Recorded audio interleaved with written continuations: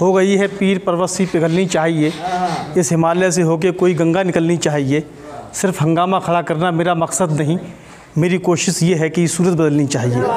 आइए, समाज की सूरत हो, चाहे वो हमारे साहित्य की सूरत हो, उसकी तस्वीर बदलने के लिए, एक उसको नया फ्रेम देने के लिए, एक नया आईना देने के लिए तशरीफ़ ला रहे हैं हमारे श्रद्धे श्री हेतराम बोध जी साहब से मैं गुजारिश करता हूं कि वो आएँ।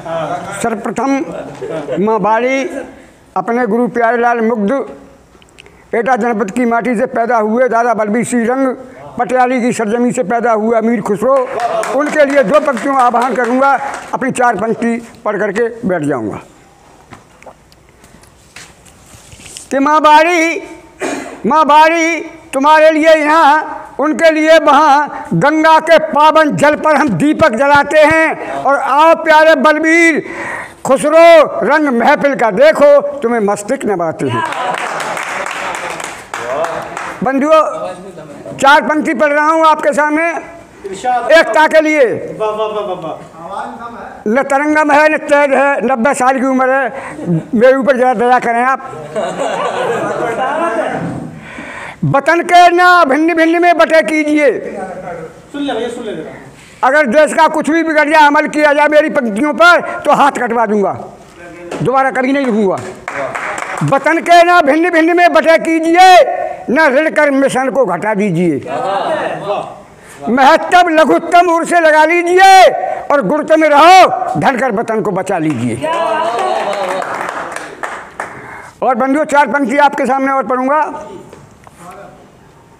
कि पापी, हर पंक्ति में एक रचना, एक पंक्ति में पूरी रचना अपनी मन की बात को कह देना कि पापी पाप की नसेनी के पोंछ 5 डंडे, पापी पाप की नसेनी के पोंछ 5 डंडे, पैर ऊपर किया तो नीचे गिर जाएगा। बार सम पद पाए, बार हम तुम क्षेत्र के लोग कहते हैं डोरे को, खेत के और पाप लगाते हैं, छिड़िया बकरिया न खाए, तो जब शासन प्रशासन बाहर गए जय खाए रहो दे सकूं, तब लिखी बार सम पद पाए, विस्पान कियो बार बार, उनमें विचार बंदे भोग तू ही पाएगा। इसलिए तू एक काम कर कि सत्यता संभाल रख, सभ्यता की ओखरी में कूट कर पान, तो सोम बन जाएगा। सोम बनने के बाद तुझे चाहत रहेगी खुदा से मिलने की ली। उसके लिए क्या करना पड़ेगा कि काम के कबूतर को, क्रोध रूपी मुर्गा को, सुरतिया की गोफन से मार के गिराएगा, तो कहते हेतराम मोद खुद में खुदा को मीत खुद समझ पाएगा।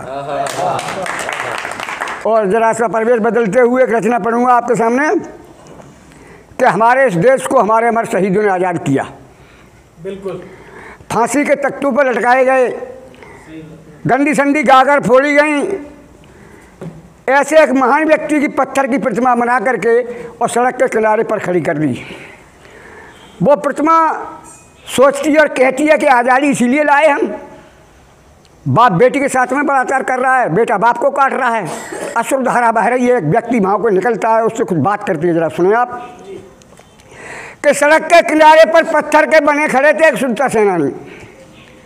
सड़क के किनारे पर पत्थर के बने खड़े थे स्वतंत्रता सेनानी, उन्हें याद ही याद जवानी की पुरानी। अपने जले दिल की बात एकदम खोल उठे, एक जाते मुसाफिर से ऐसे बोल उठे कि रुक जाओ जो सड़क पर जाने वाले, हम ही तो हैं आपको आज़ाद कराने वाले।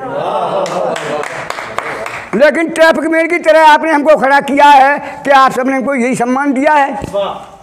लक्ष्मीबाई महाराणा प्रताप तलवार लेकर घोड़े पर चढ़े हैं, मुसाफिर मित्र आप ही सोचिए कि अंग्रेजों से हम नहीं लड़े हैं। जी बेटा, इतना मत ही हमारा अपमान करो, हमारा भी उन जैसा सम्मान करो। मुसाफिर मित्र जाओ, एक घोड़ा लाओ और हाथ में तलवार दे के हमें घोड़े पे बिठाओ।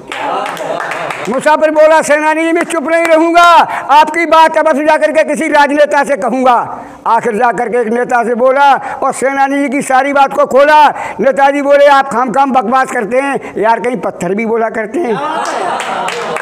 बोला पत्थर नहीं, वो भगवान है, जरा चल के देखो उसमें जान है।